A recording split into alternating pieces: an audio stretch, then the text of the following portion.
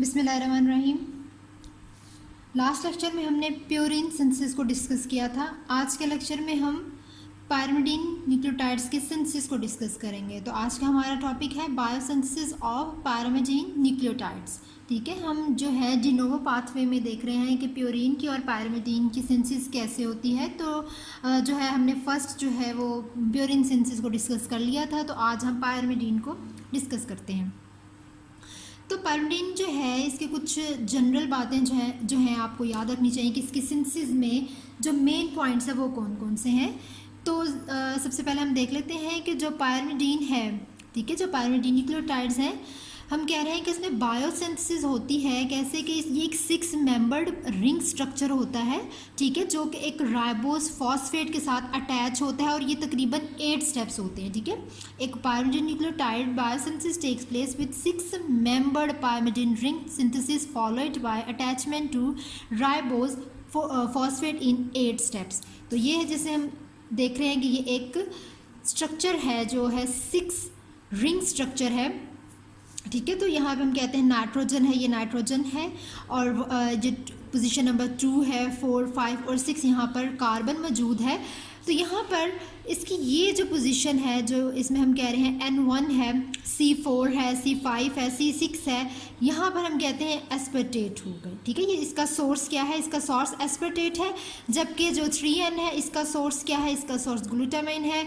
और जो carbon number 2 है इसका सोर्स है कार्बन डाइऑक्साइड। क्योंकि जब बेसिस की बात करते हैं तो हम कहते हैं कि जो पायरिमिडीन की बेस है उसमें हमारे पास साइटोसिन आती है, यूरेसिल आती है और थायमीन आती है। ठीक है, डीएनए और आरएनए में यूरेसिल और थायमीन का डिफरेंस है, बाकी बेसिस सेम होती हैं। तो साइटोसिन, यूरेसिल और थायमीन आती हैं और इस बेसिस में जो है इनको रिक्वायर होते हैं monophosphate, CMP, UMP, TMP, cytosine monophosphate. उसके बाद हम ये बात करते हैं इसके साथ यूरेसिल के साथ भी मोनोफॉस्फेट अटैच हो जाता है और थायमीन मोनोफॉस्फेट जो है इसके जो थायमीन है इसके साथ भी मोनोफॉस्फेट अटैच हो जाता है। तो ये हमारे पास पायरिमिडीन की बेसिस है। तो ये जो हम कह रहे हैं कि ये जो एक रिंग है, तो ये हम कह रहे हैं these are the sources for the carbon and nitrogen in the pyrimidine ring.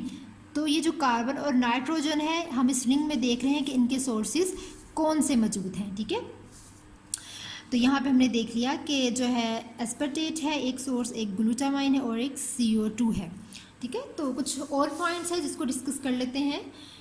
तो यहाँ पे हम कहते हैं कि UMP जो है वो synthesised as a pyrimidine base to which ribose 5 phosphate is added. यहाँ पे कह रहे हैं कि जो UMP है वो सिंथेसाइज्ड होता है। ठीक है, एक पायरिमिडीन बेस है उसमें UMP सिंथेसाइज्ड होता है और वहाँ पे एक राइबोस 5 फॉस्फेट अटैच होती है। ठीक है, जब हमने बात की थी प्यूरिन की, तो प्यूरिन में हमने कहा था कि ग्लूकोज 6 फॉस्फेट जो है उसके बाद जो है राइबोस 5 फॉस्फेट बनते हैं, लेकिन यहाँ पर ऐसा नहीं है। पायरिमिडीन में क्या है, यहाँ पर PRPP जो है उसमें से अगर हम पायरिमिड फॉस्फेट को निकाल देंगे तो हमारे पास राइबोस 5 फॉस्फेट बच जाएगी। यानी कि PRPP में पायरिमिड फॉस्फेट को निकाल देंगे तो हमारे पास राइबोस 5 फॉस्फेट बन जाती है। तो PRPP जो है वो डोनर है राइबोस 5 फॉस्फेट का। तो ये प्यूरिन और पायरिमिडीन में डिफरेंस है।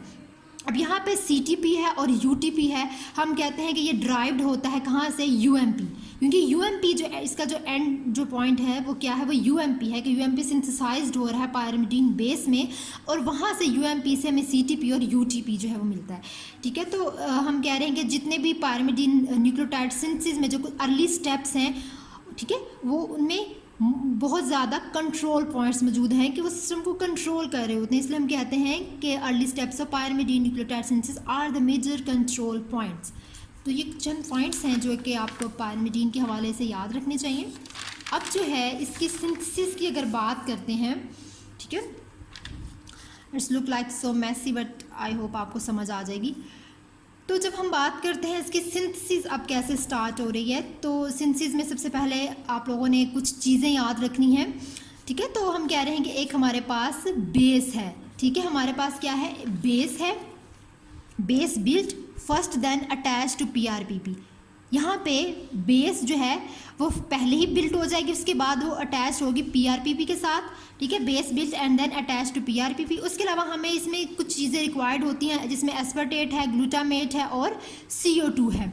अब ये तीनों चीज़ें जो हमें रिक्वायर्ड हैं, ठीक है, अब ये जो चीज़ें हैं ये जिसके मैंने एस्पर्टेट, ग्लूटामेट, CO2 की बात की, तो इसमें जो है ये क्या करती हैं, इनका काम क्या है कि ये प्रोवाइड करती हैं कार्बन और nitrogen for the ring, it provide carbon and nitrogen for ring.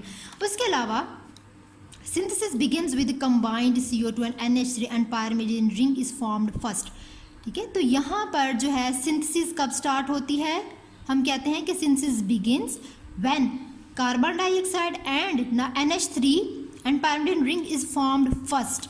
सबसे पहले जो सिंथेसिस कब स्टार्ट हो रही है कि जो CO2 और NH3 है वो पायरिमिडीन रिंग के साथ कंबाइन करते हैं, देन इट फॉर्म फर्स्ट, मतलब कि कार्बन डाइऑक्साइड और NH3 ने कंबाइन होना है। ठीक है, और पायरिमिडीन रिंग जो है वो एक बन जाएगा। यहाँ पे हम इसको ऐसे कर देते हैं। उसके बाद हम सिंथेसिस की बात कर रहे थे, तो ये जो बायोसिंथेसिस है पायरिमिडीन की, ये कहाँ पर अकर है, ये साइटोप्लाज्म में है। ठीक है, उसके अलावा पायरिमिडीन सिंथेसिस के लिए आपको कुछ एंजाइम्स जो हैं उनके बारे में पता होना चाहिए। जो पायरिमिडीन सिंथेसिस, अगर आपको पहले एंजाइम्स जो हैं पता हो चल जाएंगे तो आपको जिसका पाथ है वो समझने में आसानी हो जाएगी। तो पायरिमिडीन सिंथेसिस की अगर बात करते हैं तो first 3 enzymes are included, these are multi functional. अब यहाँ पर कुछ एंजाइम्स हैं, जैसे कि हम इसको कुछ इस तरह ड्रा कर लेते हैं। तो यहाँ पर हम कह रहे हैं कि ट्राई फंक्शनल एंजाइम है, कुछ इसको ब्लैक पॉइंटर से लिखते हैं ताकि आपको नज़र आए सही से। ठीक है, तो हम बात कर रहे हैं कुछ ट्राई फंक्शनल एंजाइम है। ठीक है, ये एंजाइम्स की बात कर रहे हैं जो कि उसके पाथवे में हम इस्तेमाल करेंगे। कुछ ट्राई फंक्शनल एंजाइम है। अभी जो ट्राई फंक्शनल एंजाइम है इसकी 3 डोमेन्स हैं, 1 2 3। ठीक है, इसको हम शो कर रहे हैं C से, A से और D से। ठीक है, तो अब C जो है ये किसका एब्रीवेशन है। ठीक है, ये हम कह रहे हैं CPS, एक ही दफ़ा ऐसा आएगा, और 2, यानी कि आपने जब भी याद रखना है तो C या D से याद रखना है कि 3 एंजाइम्स है जो एक ट्राई फंक्शनल एंजाइम है, 3 डोमेन्स है, CPS2 है। उसके अलावा A जो है इसमें हम कहते हैं ATC आता है। D की अगर बात करें तो D में जो है D में क्या आता है, सॉरी एस्पर्टेट नहीं आता, D में आता है डिहाइड्रोओरोटेज। ठीक है, तो ये आपने याद रखना है, डिहाइड्रोओरोटेज। तो 3 फंक्शनल एंजाइम्स हैं। तो अब यहाँ पर देखें, यहाँ पे अब आपने एक चीज़ याद रखनी है कि सबसे पहले तो यहाँ पर एक इस तरह का रिंग बनेगा, इस तरह का जो रिंग सिंथेसाइज हो जाएगा, उसके बाद हमने इन 3 एंजाइम्स की बात करनी है। First the ring is synthesise. ठीक है, सिंथेसिस हो जाएगी इस रिंग की। उसके बाद ये जो 3 ये जो एंजाइम्स हैं इनकी मदद से मज़ीद जो है हम कह रहे हैं राइबोस 5 फॉस्फेट है, इसने इसके साथ आके अटैच होना है, वो इन एंजाइम्स की मदद से होगी। तो यहाँ पे जो CPS2 है इसको हम अगर देख लें, इसका ये किसका एब्रीवेशन है, तो ये एब्रीवेशन है कार्बामाइल फॉस्फेट सिंथेस 2 का। ATC है एस्पर्टेट कार्बामाइल ट्रांसफेरेज का। D जो है ये है डाईहाइड्रोओरोटेज। ठीक है, तो ये तीनों जो है हम कह रहे हैं कि ये मल्टी फंक्शनल हैं। उसके अलावा इसमें कुछ और बाय फंक्शनल एंजाइम भी हैं। बाय का मतलब है कि 2 एंजाइम्स। ठीक है, तो अगर बात करें बाय फंक्शनल एंजाइम्स की, ठीक है, तो बाय फंक्शनल में क्या मतलब है, इसकी 2 डोमेन्स हैं। अब उन 2 डोमेन्स की अगर बात करें तो उसमें आ रही है हमारे पास OPRTASE। ठीक है, OPRTAS। उसके बाद सेकंड पे हम बात करें OMP की। ठीक है, अब यहाँ पे जो OPRTAS और OMP है, ठीक है, ये बाय फंक्शनल एंजाइम्स हैं। OPRTAS जो है ये क्या है, ये है ओरोटेट फॉस्फोराइबोजाइल ट्रांसफेरेज। ठीक है, अगर हम इसका एब्रीवेशन देखें, ये किसका एब्रीवेशन है, ओरोटेट फॉस्फोराइबोजाइल ट्रांसफेरेज का। ठीक है, उसके अलावा नेक्स्ट जो नाम है वो है OMP डीकार्बोक्सिलेज। ठीक है, इसमें ओरोटेट 5 मोनोफॉस्फेट, इसमें हम कहते हैं ओरिटीन मोनोफॉस्फेट। इसमें जो है हम जब इसका पाथवे में इसको डिस्कस करेंगे तो इसमें जो है आपको क्लियर हो जाएगा कि ये कहाँ पर एंजाइम्स कौन से यूज़ हो रहे हैं। और ये जो डिहाइड्रोओरोटेज हम बोल रहे हैं, इसको एक और नाम भी है DH है, जिसको हम डिहाइड्रोओरोटेज डिहाइड्रोजिनेज भी बोल रहे हैं, ये भी एक एंजाइम है। ठीक है, तो ये कुछ एंजाइम्स हैं जिसके बारे में आपने याद रखना है इनको अच्छी तरह से कि कौन कौन से एंजाइम्स यूज़ हो रहे हैं। तो ये हम कह रहे हैं ट्राई फंक्शनल एंजाइम्स हैं। उसके अलावा जो ये हैं ये बाय फंक्शनल एंजाइम्स हैं। ठीक है, तो इनको हम कहते हैं कि ये रेगुलेटरी एंजाइम्स हैं। ठीक है, रेगुलेटरी एंजाइम्स है, रेगुलेशन का काम करें।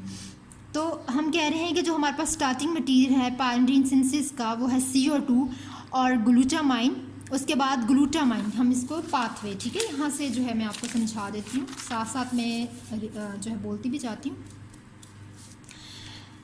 तो हम कहते हैं कि अब यहाँ पर आपने एक बात याद रखनी, इसमें सारे एंजाइम साइटोसोलिक हैं, ठीक है, हम क्योंकि हमने साइटोप्लाज्म की बात की तो जितने भी एंजाइम्स हैं हम कह रहे हैं कि वो सारे साइटोसोलिक हैं, लेकिन एक एंजाइम है जो माइटोकॉन्ड्रियल एंजाइम है, वो भी हम डिस्कस करेंगे।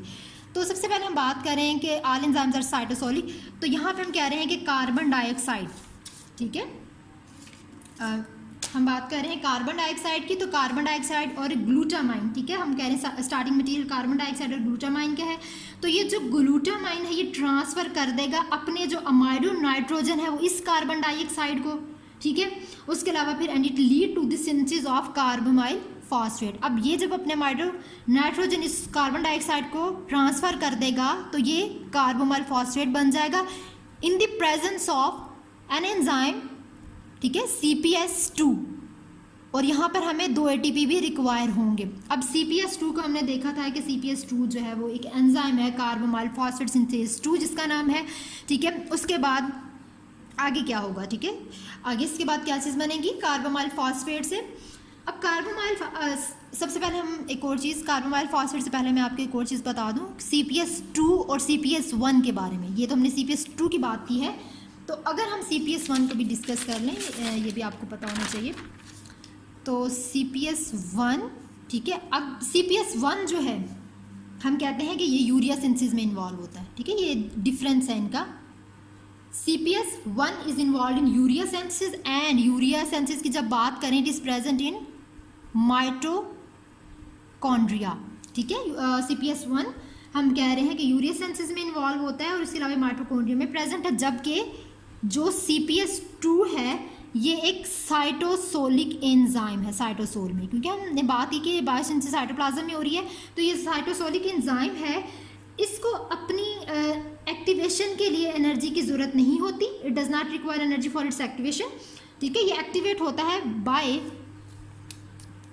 PRPP, ठीक है, यहाँ से एक्टिवेट होता है ये, ठीक है, और PRPP किसका एब्रिविएशन है, फॉस्फोराइबोसोल पायरोफॉस्फेट। अब यहाँ से अगर हम पायरोफॉस्फेट को हटा दें तो हमारे पास राइबोसोइल 5 फॉस्फेट बन जाता है, ठीक है,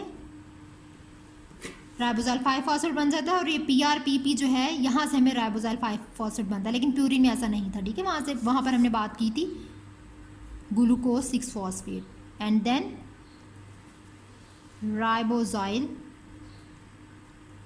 5 फॉस्फेट, ठीक है, ये मैं रफ कर रही हूँ, ठीक है, आपको समझाने के लिए। तो PRPP जो है हम कहते हैं पायरोफॉस्फेट, जो PRPP है इसे हमने कहा कि फॉस्फोराइबोसोल पायरोफॉस्फेट है, यहाँ से पायरोफॉस्फेट को हटा दे तो हमारे पास राइबोसोल जो है 5 फॉस्फेट बन जाएगा, इसलिए PRPP को कहा जाता है कि ये डोनर है राइबोसोल 5 फॉस्फेट का। उसके अलावा इसको हम इनहिबिटेड करते हैं by the UDP, it is inhibited by UDP, inhibited का तो आई होप आपको पता होगा, it is inhibited by UDP, ठीक है, तो इसको इनहिबिट करते हैं किसकी मदद से, हम UDP की मदद से। तो अब हम बात कर लेते हैं, अपने यहाँ तक जो है वो डिस्कस कर लिया, उसके बाद हम सेकंड पॉइंट पर आ जाते हैं, ठीक है, जब हम सेकंड पॉइंट की बात करेंगे तो हम देखेंगे कि जो है कार्बोमाइल फॉस्फेट के बाद जो है कार्बोमाइल एस्पर्टेट बनता है, ठीक है, तो कार्बोमाइल एस्पर्टेट जब बनेगा तो यहाँ पे हम देखते हैं कि जो कार्बोमाइल जो है फॉस्फेट है ये कंडेंस करेगा इस एस्पर्टेट के साथ, जिसके नतीजे में कार्बोमाइल एस्पर्टेट बनेगा किस एंजाइम की मदद से, ATC एंजाइम की मदद से, ठीक है। यहाँ पर अब कार्बोमाइल एस्पर्टेट में एक साइक्लिक स्ट्रक्चर तो बन जाएगा, लेकिन उसका जो रिंग है वो क्लोज नहीं होगा, मतलब जैसे इस तरह का एक स्ट्रक्चर बनेगा, जैसे हम ऐसे बात कर लेते हैं, हमारे पास जस्ट चलिए इसको नहीं, इस तरह का एक स्ट्रक्चर बनेगा, यहाँ पर फॉर एग्जाम्पल कुछ भी लगा लेते हैं, इस तरह का एक स्ट्रक्चर बन गया है, लेकिन ये ना क्लोज नहीं है, ठीक है ना, यहाँ से ओपन है ये, ठीक है, तो इस तरह का एक कार्बोमाइल एस्पर्टेट में एक स्ट्रक्चर बन जाएगा, यानी कि साइक्लिक स्ट्रक्चर तो है but the ring does not close, ring जो है सो क्लोज नहीं है। उसके बाद जब कार्बोमाइल एस्पर्टेट बन जाता है उसके बाद हम बात करते हैं डिहाइड्रोओरोटेट की। अब यहाँ पे क्या होता है कि जो थर्ड मल्टी फंक्शनल एंजाइम है, ठीक है, इसको मल्टी फंक्शनल एंजाइम हम क्यों कहते हैं, क्योंकि बहुत ज़्यादा चीज़ों को ये कंट्रोल कर रहे होते हैं। अब जब यहाँ पे जो है थर्ड मल्टी फंक्शनल एंजाइम है, जो हम कह रहे हैं कि क्या है, डाइहाइड्रोरोटेट बना है, वो किसकी मदद से बनेगा, वो एक एंजाइम है डिहाइड्रोओरोटेज, इस एंजाइम की मदद से बनेगा। उसके अलावा क्योंकि हमने एक रिंग स्ट्रक्चर बनाना है, तो यहाँ पर अब उस रिंग स्ट्रक्चर को बनाने के लिए उसमें से H2 जो है वो निकल जाएगा। जब H2 रिमूव हो जाएगा तो क्या हो जाएगा, जो हमारा रिंग स्ट्रक्चर है वो क्लोज हो जाएगा। अब यहाँ से फॉर एग्जांपल ये है, चलो इसी को हम कर लेते हैं, H2O है, ये रिमूव हो गया है।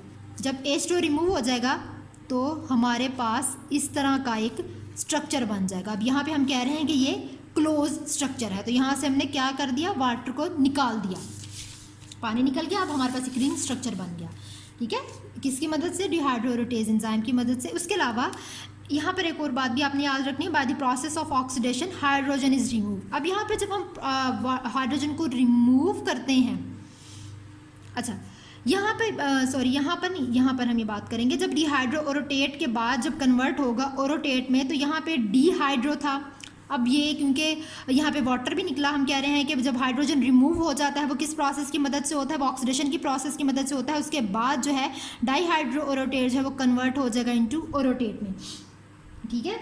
तो अब यहाँ पे क्या हो गया कि जो डाइहाइड्रोओरोटेट है वो कन्वर्ट हो गया है किसमें, ओरोटेट में। अब यहाँ पर हम कह रहे हैं DH भी इन्वॉल्व है, उसके अलावा जो है यहाँ पर DH की अगर बात करें तो यहाँ पे क्या है, डाइहाइड्रोओरोटेट डिहाइड्रोजिनेज है, ठीक है। अब यहाँ पर ये जो एंजाइम्स हैं, ये वाले एंजाइम मैंने आपको बताया था ना कि ये जो साइटोसोलिक हैं बाकी सारे, लेकिन एक एंजाइम ऐसा है जो माइटोकॉन्ड्रियल एंजाइम है। अब ये जो एंजाइम है ये माइटोकॉन्ड्रियल एंजाइम है, DH डाइहाइड्रोओरोटेट डिहाइड्रोजिनेज, ये माइटोकॉन्ड्रियल एंजाइम है, ठीक है। तो ये तीन जो थे CPS2 ATC और डिहाइड्रोओरोटेज जो हैं, ये तीनों हम कह रहे हैं कि ये मल्टी फंक्शनल हैं, ठीक है, तो ये मल्टी कॉम्प्लेक्स से बिलोंग करती हैं। ओरोटेट बन गया। अब यहाँ पे क्या हो रहा है कि ओरोटेट में आके कंप्लीट का जो रिंग का स्ट्रक्चर है वो बन जाएगा, ठीक है, क्योंकि H2 निकल गया, H पॉजिटिव जो हाइड्रोजन रिमूव हो गया, तो यहाँ पर रिंग का स्ट्रक्चर जो है वो बन गया। अब रिंग का स्ट्रक्चर बन गया, ओरोटेट के बाद अब आगे ये कन्वर्ट होता है OMP में, जिसको हम ओरोटिडीन 5 मोनोफॉस्फेट कहते हैं। अब जब यहाँ पे ओरोटेट ने OMP में कन्वर्ट होना है, अब यहाँ पे एक एंजाइम है OPRTase, ठीक है। तो ये एंजाइम जो हमने बाई फंक्शनल एंजाइम हमने बात की थी ना, उसकी 2 डोमेन्स थी, उसकी पहली डोमेन ये है OPRTase, जिसको हम कह रहे हैं ओरोटेट फॉस्फोराइबोजाइल ट्रांसफरेज, ठीक है। OMP जो हम कह रहे हैं कि जो ओरोटेट से OMP की फॉर्मेशन हुई है वो इस एंजाइम की मदद से हुई है, ठीक है। और यहाँ पर अब यहाँ पे क्या होता है, यहाँ पे इट कंडेंस विद PRPP, ठीक है। यहाँ पर अब सिंथेसिस हो रही है पायरिमिडीन न्यूक्लियोटाइड की। यहाँ पर अब हम कह रहे हैं कि सिंथेसिस हो गई किसकी, पायरिमिडीन न्यूक्लियोटाइड की, ठीक है। इस यहाँ पे हम कह रहे हैं कि फर्स्ट PRPP में क्या हुआ है कि हम कहते हैं कि डोनर है R5P का। अब यहाँ पे क्योंकि जो हमने बात की थी कि जो जो हमारे पास जो है राइबोजाइल 5 फॉस्फेट है, इसने अटैच करना है उस रिंग के साथ, ठीक है। ये जो मैंने आपको जो है बताया था, मैं आपको दिखा देती हूँ दोबारा से।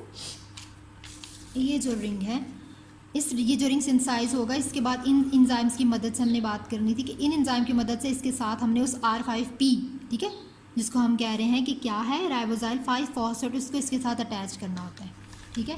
तो यहाँ पर अब वो टाइम आ गया है कि हम उसको इसके साथ अटैच कर लें। रिंग स्ट्रक्चर जो है वो इसके साथ अटैच हो जाएगा PRPP के साथ। अब यहाँ पे वो जो है पायरोफॉस्फेट निकल गया, तो अकेला क्या बच गया, R5P, ठीक है। तो यहाँ पे अब हम कह रहे हैं कि सिंथेसिस ऑफ पायरिमिडीन अकर, ठीक है। यहाँ पे पायरिमिडीन की सिंथेसिस हो गई है, ठीक है। अब इसके बाद क्या होना है, अब इसने जो है इसके हम कह रहे हैं राइबोज 5 फॉस्फेट के साथ जो है वो कंडेंस कर लिया, तो ओरोटेट से OMP बना। OMP से जब हम कह रहे हैं कि R5P आ गया है, तो OMP जो है, अब यहाँ पे एक और हमारे पास एंजाइम है जो हम कह रहे हैं सेकंड डोमेन है, उस बाय फंक्शनल एंजाइम की सेकंड डोमेन है, जिसका नाम है OMP डिकार्बोक्सिलेज, ठीक है।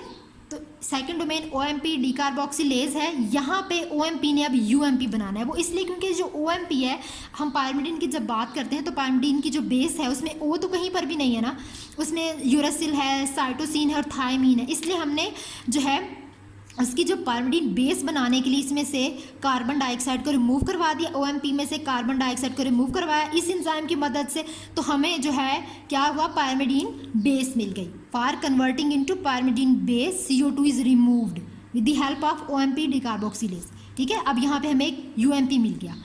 ठीक है, अब UMP हम कह रहे हैं क्या है कि यूरिडीन मोनोफॉस्फेट है। अब यूरिडीन मोनोफॉस्फेट ने कन्वर्ट होना है यूरिडीन डाइफॉस्फेट में, और वो किसकी मदद से होगा, वो काइनेज एंजाइम की मदद से होगा। ठीक है, जब काइनेज एंजाइम जो है इसको UDP में कन्वर्ट करेगा, उसके बाद इसको जो है UDP के बाद UTP में कन्वर्ट करेगा, यानी कि यूरिडीन ट्राइफॉस्फेट में, और काइनेज एंजाइम की मदद से ही होंगे।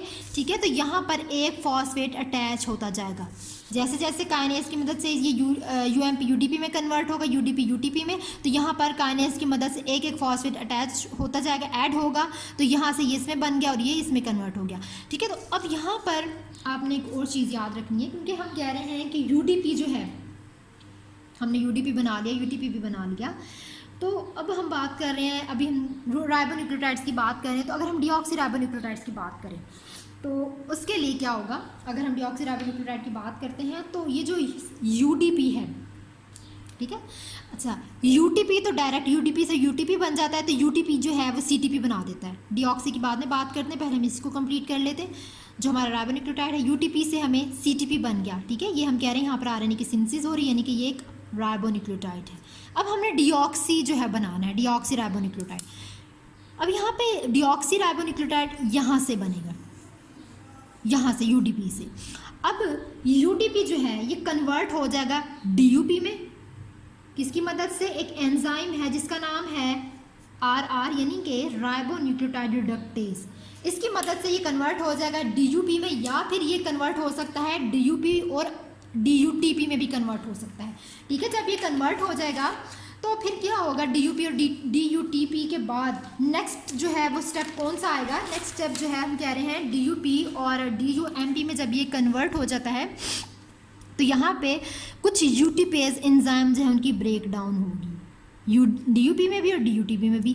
ठीक है, दोनों में ये बन सकता है। तो यहाँ पे कुछ यूटीपेज एंजाइम की ब्रेक डाउन होगी और फिर हमें DUMP मिल जाएगा। Both are convert into DUMP।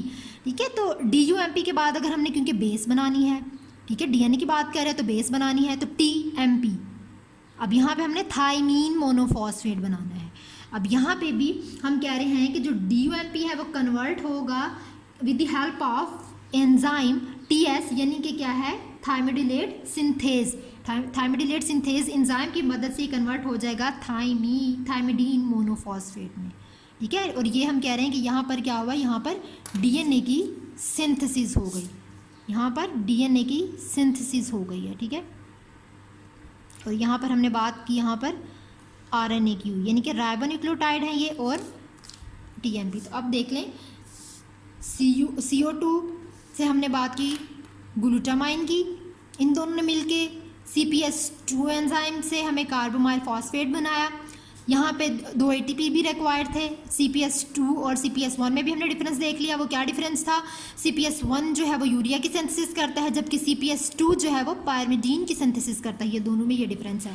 अब यहाँ पे एक ATC और एस्पर्टेट की मदद से कार्बोमाइल एस्पर्टेट बना। यहाँ पे साइक्लिंग रिंग स्ट्रक्चर जो है वो क्लोज नहीं था, जिसको H2 जो है रिमूव करके डिहाइड्रोटेट में किया कन्वर्ट। तो वो क्या हुआ, जब H2 जो है वो निकल जाएगा तो वो रिंग जो है वो बन जाएगा। फिर यहाँ पे वो कन्वर्ट हो जाता है और रोटेट में, यहाँ पे कंप्लीट रिंग स्ट्रक्चर बन गया है। उसके बाद कन्वर्ट हो जाता है OMP में। अब यहाँ पे जो रिंग स्ट्रक्चर है वो अटैच कर जाता है PRPP के साथ, वहाँ से राइबोस 5 फास्फेट के साथ, क्योंकि पायरोफॉस्फेट वो निकल जाता है। फिर उसके बाद यहाँ पर बायफंक्शनल एंजाइम फर्स्ट है, बायफंक्शनल एंजाइम सेकंड है। OMP convert into UMP by removal of carbon dioxide and then or convert into a pyrimidine base. UMP and UMP convert into UDP by the help of an enzyme kinase, and UDP is convert into UTP and UTP convert into CTP and CTP is a ribonucleotide. ठीक है, हम कह रहे हैं यहाँ पर RNA की synthesis हो रही है। एंड देन फॉर डीऑक्सीराइबोन्यूक्लियोटाइड हम कहते हैं ऑक्सीजन रिमूव करते हैं, एंड रिडक्शन का प्रोसेस होता है, ऑक्सीजन रिमूव करते हैं। फिर UDP is convert into DUP by the enzyme. ठीक है, और DUTP and by the UTPase break down DUP convert into TMP and it is are DNA synthesis. उसके अलावा कुछ और एक बातें हैं जो आपने याद रखनी है। जैसे हम ये बात की, हमने रेगुलेशन हमने की UMP की, यहाँ पर रेगुलेशन हो रही है किसकी, यहाँ पर ये हमने बात की रेगुलेशन ऑफ UMP। अब यहाँ पे एनिमल्स में जो रेगुलेशन है वो कंट्रोल करता है CPS2, जबकि बैक्टीरिया में जो है वो कौन कंट्रोल करता है ATPase रिएक्शन। बैक्टीरिया में ATPase रिएक्शन कंट्रोल कर रहा है, जबकि एनिमल्स में CPS2 जो है वो कंट्रोल करता है। उसके अलावा अब एक और बात आपने याद रखनी है, ठीक है, हमने बात की थी बायफंक्शनल एंजाइम की, तो उनमें भी एक फंक्शन या हम कह सकते हैं डिसऑर्डर है। तो जो ये तीनों थे ये तो हम कह रहे हैं मल्टी फंक्शनल थे, लेकिन ये जो हमने दो जो है बायफंक्शनल की बात की जिसमें PRTase और OMP डिकार्बोक्सिलेज है, तो ये क्या है, OPRTase and OMP decarboxylase lead to the disorder of orotic aciduria. इनकी मदद से हम कह रहे हैं कि डिसऑर्डर होता है अरोटिक एसिड यूरिया, जिसकी मदद से एक ग्रोथ रिटार्डेशन हो जाती है या फिर यूरिनरी स्टोन वगैरह होता है। तो ये एक डिसऑर्डर है, या तो हम कह सकते हैं कि ज़्यादा ही हो जाते हैं तो ये डिसऑर्डर होता है, ग्रोथ रिटार्डेशन में फ़र्क पड़ता है। उसके अलावा यूरिनरी फॉर्मेशन जो एक्सक्रीटरी सिस्टम है उसमें भी ये डिसऑर्डर का काम कर रहा होता है, यूरिनरी स्टोन जो है वो बन जाता है, ठीक है। तो ये हमने पायरिमिडीन सिंथेसिस देखी। तो उसके अलावा इसमें आपने एक और बात भी याद रखनी है कि इसमें दो एंजाइम्स हैं जो बहुत ज़्यादा इंपॉर्टेंट है, ATC CPS2। तो क्योंकि हम ये कह रहे हैं कि ये एक एग्जांपल है फीडबैक इनहिबिशन की, तो ATC जो है ये एक्टिवेट होता है बाय PRPP और इनहिबिटेड बाय UTP, जबकि CPS2 activate by PRPP inhibited by UTP, ठीक है। हम रेगुलेशन की बात कर रहे हैं, तो रेगुलेशन की ये फीडबैक इनहिबिशन की एक अच्छी एग्जांपल है। तो फीडबैक इनहिबिशन हम कह रहे हैं किसके ज़रिए हुई है, बाय UMP, UDP और UTP, ठीक है। तो ATP जो है हम कह रहे हैं पहले स्टेप जो है सिंथेसिस का उसमें एक्टिवेट हुआ था, जिसकी मदद से क्या हुआ कि उसकी जो प्यूरिन और पायरिमिडीन है वो बैलेंस लेवल पे चली जाती है, ठीक है। उसकी एक्टिवेट होता है उसके पहले स्टेप में सिंथेसिस की, जिसकी मदद से उसकी प्यूरिन और पायरिमिडीन जो है वो बैलेंस्ड हो जाती है, ठीक है। तो हमने क्योंकि उसके अलावा जो हमारा लास्ट था राइबोन्यूक्लियोटाइड की अगर बात करें तो लास्ट CTP था, तो CTP को भी हम बहुत ज़्यादा बायोकेमिकल प्रोसेसेस के लिए इस्तेमाल करते हैं, जैसे कि हमने RNA सिंथेसिस की बात की, और TMP को हम DNA सिंथेसिस के लिए इस्तेमाल करते हैं, ठीक है। तो ये था आज का हमारा लेक्चर जिसमें हमने जो है पायरिमिडीन को डिटेल में डिस्कस किया। आई होप आपको समझ आ जाएगी, ठीक है।